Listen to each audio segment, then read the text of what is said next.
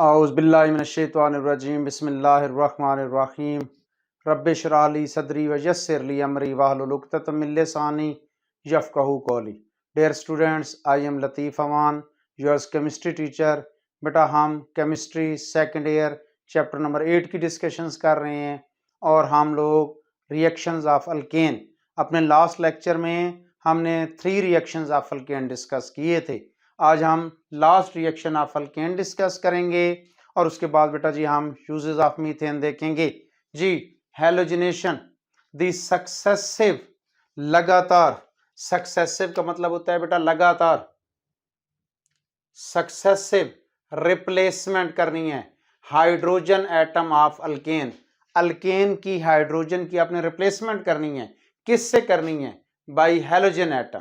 In the presence of halogen atom से आपने hydrogen atom की रिप्लेसमेंट करनी है। किससे करनी है? सनलाइट से, यूवी लाइट से या हाई टेम्परेचर पर। तो बेटा हम इसे हैलोजिनेशन ऑफ अल्केन कहते हैं। Successive replacement of hydrogen atom of alkane bye hydrogen atom. Hydrogen atom of alkane bye halogen atom. Halogen atom आप लेके आएंगे, हाइड्रोजन एटम से रिप्लेस करते जाएंगे, हाइड्रोजन एटम को हैलोजन एटम से रिप्लेस करते जाएंगे। ये लें बेटा जी, तो हमारे पास इसे हम हैलोजिनेशन ऑफ अल्केन कहेंगे। ये प्रोसेस ऑफ सनलाइट की मौजूदगी में करेंगे, यूवी लाइट की मौजूदगी में करेंगे या हाई टेम्परेचर पे करेंगे। इसकी रीजंस क्यों है बेटा जी? हमारे पास फ्री रेडिकल मैकेनिज्म रिएक्शन को फॉलो करते हैं। ये फ्री रेडिकल मैकेनिज्म रिएक्शन होगा जिसकी वजह से हमें जो है या सनलाइट चाहिए, यूवी लाइट चाहिए या हाई टेम्परेचर चाहिए। ये लें जी बच्चों, हम जो है वो जो है एक्सटेंट ऑफ हैलोजिनेशन, हैलोजिनेशन कितने तक जाएगी?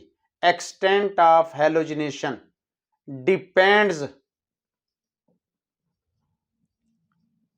Depends on the amount of halogen used. आप हैलोजन की अमाउंट कितनी डाल रहे हैं, वहां पर बेटा जब हैलोजन्स खत्म होंगे तो हैलोजिनेशन रुक जाएगी। अदरवाइज अगर हैलोजन फ्रीली अवेलेबल होंगे तो अल्केन की जितनी भी हाइड्रोजन्स होंगी वो सारी रिप्लेस हो जाएंगी हाइड्रोजन बाय हैलोजन एटम। बेटा order of reactivity of halogenation, order of reactivity of halogenation, halogen atom कितने हमारे पास जो है बेटा उनमें से कौन सा हैलोजन ज्यादा रिएक्टिव है? तो बच्चों याद रखिएगा फ्लोरीनेशन टू मच विग्रस होती है, बहुत स्पीडली, क्लोरीनेशन और ब्रोमिनेशन। और जबकि आयोडोनेशन जो होती है बेटा ये बहुत ज्यादा स्लो होती है, रिएक्शन ही रिवर्सिबल होता है। तो जब भी आपने हैलोजिनेशन करनी है तो या तो आपने क्लोरीनेशन करनी है या ब्रोमिनेशन करनी है। फ्लोरीनेशन प्रोडक्ट हमारे पास जो है वो हम उसे रिएक्शंस को कंट्रोल ही नहीं कर सकेंगे, और आयोडोनेशन जो है रिएक्शन इतना स्लो होगा कि रिएक्शन रिवर्सिबल हो जाएगा। जी बच्चों हम देखते हैं जी, हमारे पास ये लें जी CH4। बेटा हम क्लोरीनेशन करते हैं in the presence of sunlight, UV light या हाई टेम्परेचर पर। तो बच्चों हमारे पास क्या होगा? CH3Cl plus HCl। अब बेटा हम अगर हैलोजन्स की अमाउंट बढ़ाते जाएंगे या हम फ्री जो है ना फ्री एक्सेस कर दे देंगे हैलोजन्स की, तो बच्चों ये रिएक्शन फर्दर हमारे पास CH3Cl Cl2 के साथ रिएक्ट करके CH2Cl2 प्लस HCl, फर्दर हमारे पास CH2Cl2 ये रिएक्ट करेगा बेटा जी हमारे पास CHCl3 प्लस HCl। और बेटा जी अगर CHCl3 के साथ फर्दर हमारे पास Cl2 रिएक्ट करेगा, ये लो बच्चों CCl4 प्लस HCl। अब ये जो बना है CH3Cl बेटा हम इसे क्लोरोमीथेन कहते हैं। ये हमारे पास क्लोरोमीथेन बना है। अगर बच्चों हमारे पास फर्दर CH2Cl2 तो बेटा जी हमारे पास दिस इज डाई क्लोरोमीथेन। ये लें बेटा जी CHCl3 ये हमारे पास ट्राइक्लोरोमीथेन, और CCl4 हमारे पास बच्चों टेट्रा क्लोरोमीथेन। ये लें जी, क्लोरोमीथेन, ये हमारे पास ये जो मैंने नाम लिखे हैं ये डाइक्लोरोमीथेन, ट्राइक्लोरोमीथेन, टेट्राक्लोरोमीथेन, बेटा ये सारे हमारे पास आईयूपीएक नेम है। अगर हम इसका जो है कॉमन नेम देखें तो हम क्लोरो हम इसे कहेंगे बेटा जिसे कॉल्ड मिथाइल क्लोराइड। ये हमारे पास क्या है बेटा, दिस इज कॉल्ड मिथाइलिन, ये मिथाइलिन क्लोराइड है। बेटा ट्राइक्लोरोमीथेन ये जिसको हम कॉमन नेम में क्लोरोफॉर्म कहते हैं, टेट्राक्लोरोमीथेन या बेटा हमारे पास मिथाइल टेट्राक्लोराइड, ये हमारे पास मिथाइल टेट्राक्लोराइड। तो ये लें बच्चों, हमारे पास आपको इनके आईयूपीएक नेम भी आने चाहिए और आपको इनके कॉमन नेम भी आने चाहिए। अच्छा बेटा, अब हमारे पास इस सब रिएक्शन में सनलाइट जरूरी है। अगर हमारे पास सनलाइट मौजूद होगी तो फिर ये रिएक्शंस होगा। अच्छा, अब ये जो रिएक्शंस हुआ है ना CH4 प्लस Cl2, ये बेटा हमारे पास सनलाइट की मौजूदगी में CH3Cl और प्लस HCl। अब ये रिएक्शन एक स्टेप में मुकम्मल नहीं हुआ। अगर हम इस रिएक्शंस का मैकेनिज्म्स देखें ना बच्चों, तो हमारे पास इस रिएक्शंस में देखें जी, सबसे पहले हमारे पास ये रिएक्शन स्टार्ट होगा। स्टार्ट कैसे होगा, सबसे पहले ये जो Cl2 है बेटा हमारे पास सनलाइट या यूवी लाइट की मौजूदगी में इसमें हेट्रोलाइटिक हमारे पास जो है वो होमोलाइटिक फिशन हो जाएगी। होमोलाइटिक मतलब बेटा जी एक एक इलेक्ट्रॉन्स जो हमारे पास वो इलेक्ट्रॉन जिससे बॉन्ड बना हुआ है क्लोरीन में, ये देखें ना हमारे पास क्लोरीन है ना बेटा, ये Cl2SA था।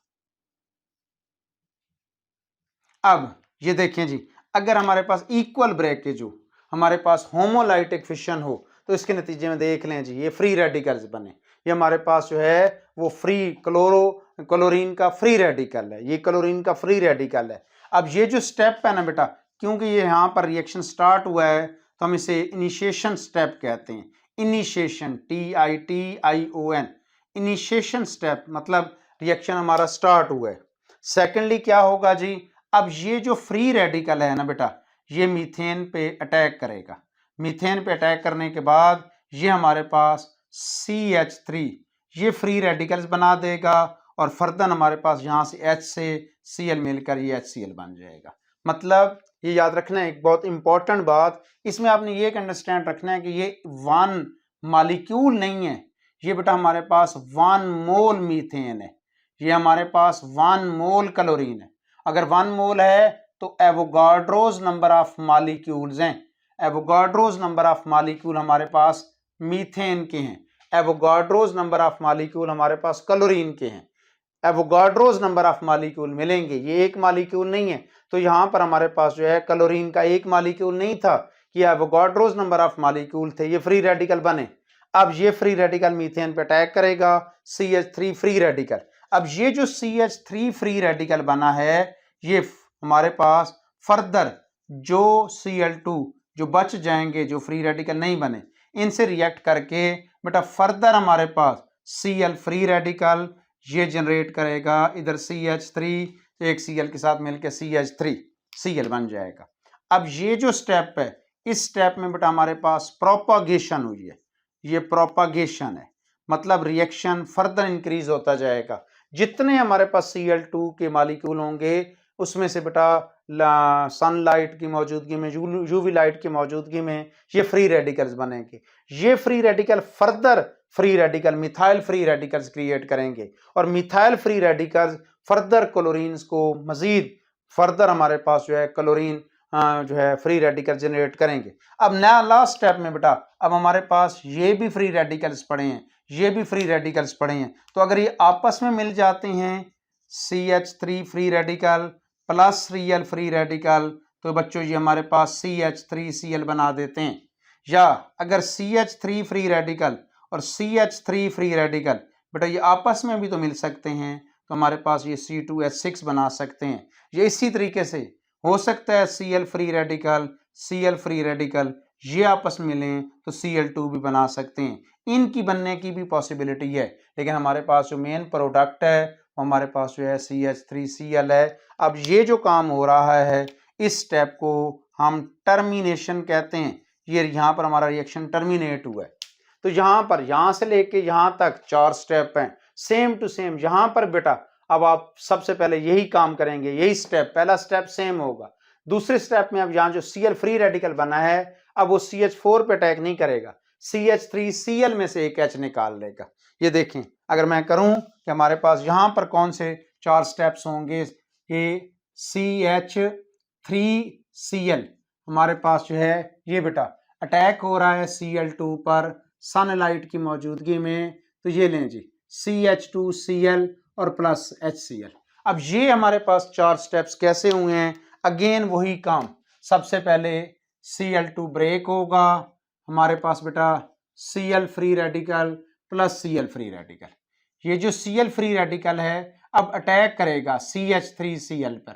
अटैक करने से यहां से बेटा जी हमारे पास एक H निकाल लेगा और CH2Cl, अब ये फ्री रेडिकल बन गए।